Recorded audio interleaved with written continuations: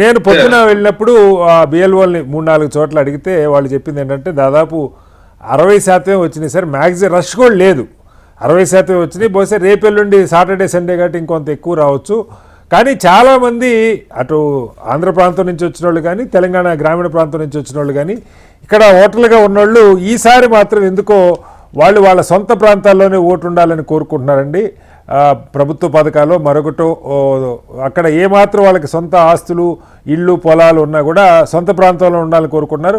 హైదరాబాద్లో భారీగానే తగ్గుతాయి, ఎన్యూమరేషన్ ఫారాలు పూర్తిగా వెనక్కి వచ్చే అవకాశం లేదు అని వాళ్ళు చెప్తా ఉన్నారు. అట్లా అని వాళ్ళ ఆంధ్రప్రదేశ్ మనం చూస్తే జితేంద్ర గారు, ఆంధ్రప్రదేశ్ సెటిలర్స్, ఆంధ్రప్రదేశ్ ఇక్కడ వచ్చి సెటిల్ అయిన వాళ్ళు చాలామంది ఉంటారు. హైదరాబాద్లో 10 లక్షల్లో ఉంటారు. ఆంధ్రాలో 45 లక్షల ఓట్లు తగ్గినాయి ఇవాళ. మరి తెలంగాణలో హైదరాబాద్లో తగ్గుతున్నాయి. ఇక గ్రామీణ ప్రాంతాల్లో తెలంగాణ గ్రామీణ ప్రాంతాల్లో ఏమైనా పెరుగుతాయో మనకు తెలియదు. దత్తాత్రేయ గారు చెప్పినట్టు ఈ రోజు కూడా చాలామంది ఇంకా వాళ్ళ తల్లిదండ్రుల వివరాలు ఎక్కడున్నాయి, లేదు 2002లో వాళ్ళ ఓటు ఎక్కడుందో తెలుసుకునే పనిలోనే ఉన్నారు. ఎన్యూమరేషన్ ఫారాలు అయితే ప్రభుత్వం 100కి 100% డిస్ట్రిబ్యూట్ చేసినట్టు చెప్తున్నారు. కానీ వెనక్కి వస్తున్నది ఎంత, నిజంగా 100% అందరికీ ఫామ్స్ అందినయా? దీనిలో పార్టీల ఏజెంట్లు అయితే నాకు కనపట్లేదు సార్. అదృష్టం కొద్దీ మరి తెలంగాణ ప్రభుత్వం సీఈఓగా రిక్వెస్ట్ చేసినట్టు ఇంకొక వారం ఎక్స్టెండ్ చేసినట్టున్నారు. ఏంటి మీ అబ్జర్వేషన్ ఏంటి జితేంద్ర గారు? ముందుగా మీకు ప్యానల్ అందరికి నమస్కారాలండి. దీంట్లో ఒకటండి, ఇప్పుడు మా పార్టీ పరంగా అయితే ముఖ్యమంత్రి గారు, పిసిసి అధ్యక్షులు, అదేవిధంగా మీనాక్షి రాజన్ గారు. హలో సార్, వినపడుతుంది సార్. జితేంద్ర గారు చెప్పండి. మేమంతా చాలా, ముఖ్యమంత్రి గారు అయితే వెరీ సీరియస్లీ అండి. నేను ఇప్పుడు నాంపల్లి కాన్స్టిట్యున్సీ కోఆర్డినేటర్ గా ఉన్నా, నేను ఒక రాష్ట్ర అధ్యక్షుడిగా ఉన్నా కూడా ప్రదేశ్ కాంగ్రెస్ సేవాదళు. నిన్న నేను ప్రత్యేకంగా పాదయాత్ర చేసిన, నిన్న నాంపల్లి కాన్స్టిట్యున్సీ.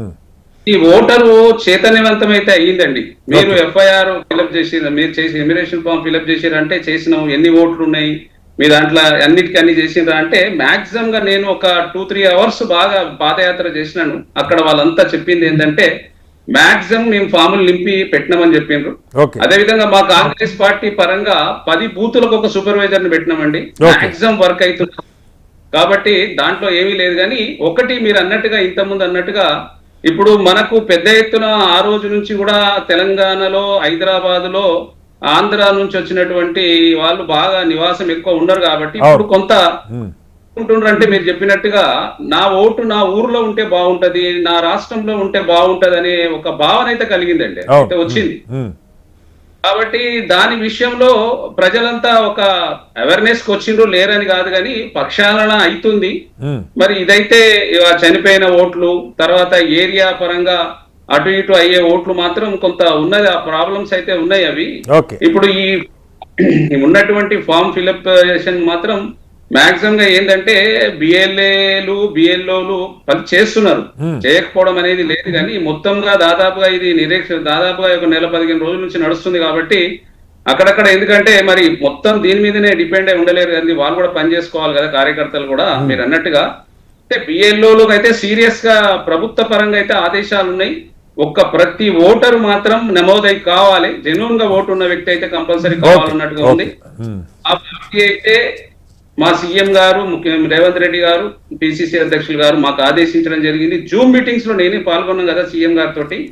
కాబట్టి వారు మాత్రం సీరియస్ గా ఉన్నారు. సీరియస్ గా ప్రతి ఓటు ఎన్రోల్ కావాల్సిందే. పార్టీ ఎమ్మెల్యే స్థాయి నాయకులు కింద తిరుగుతున్నారా జితేంద్ర గారు? ఏ పార్టీ అయినా, బీఆర్ఎస్ కానీ కాంగ్రెస్ కానీ కింద, అంటే నియోజకవర్గానికి సంబంధించి ఎమ్మెల్యేలో, పార్టీల ఇన్ఛార్జిలో మీలాగా వాళ్ళు పూనుకుంటే కొంత కదలికి వస్తుంది క్యాడర్లో కింద. లేకపోతే బిఎల్ఓలు ఏముంది, ఫామ్స్ ఇచ్చి కూర్చుంటున్నారు, వాళ్ళు ఇళ్ళకైతే వెళ్ళట్లేదు ఖాయంగా. మనం వాళ్ళు తప్పదాలో తెలియదు. ముఖ్యమంత్రి గారు మా చెప్పవాలో చెప్పకూడదు కానీ ముఖ్యమంత్రి గారు ఇంటెలిజెంట్ రిపోర్ట్ తెప్పించుకొని ప్రతిదీ, మొన్న మేము జరిగినటువంటి జూమ్ మీటింగ్ లో ముఖ్యమంత్రి గారు ప్రతి నియోజకవర్గంలో ఎన్ని మీటింగ్లు ఏర్పాటు చేసిరు, ఎవరు పాదయాత్రలు చేస్తుండ్రు, ఎన్ని రెమ్యునేషన్ ఫామ్స్ సబ్మిట్ చేసిరు, ఇచ్చిండ్రు, బిఎల్ఓలు ఏ విధంగా పనిచేస్తుండ్రు, బిఎల్ఏలు ఏ విధంగా పనిచేస్తున్నారు అని ఒక్కొక్క కాన్స్టిట్యున్సీ వైజ్ గా చెప్పారండి. కాబట్టి సీఎం గారు చాలా వెరీ సీరియస్ ఉన్నారు ఈ విషయంలో, మరి రేవంత్ రెడ్డి గారు. కాబట్టి ఇది దీంట్లో మంచి జరుగుతుందని అనుకుందాం అందరం. Right, కానీ sir. ఒక్కటి మీరు చెప్పినట్టుగా ఓటు అనేది హైదరాబాద్ లో ఓటు పర్సెంటేజ్ తగ్గుతుందండి నాకు తెలిసి. తగ్గుతుంది. అయితే ఎందుకు తగ్గింది అనేది మళ్ళీ మనం వెరిఫై చేసుకోవాలి. మళ్ళీ వస్తాను సార్ మీ దగ్గరికి.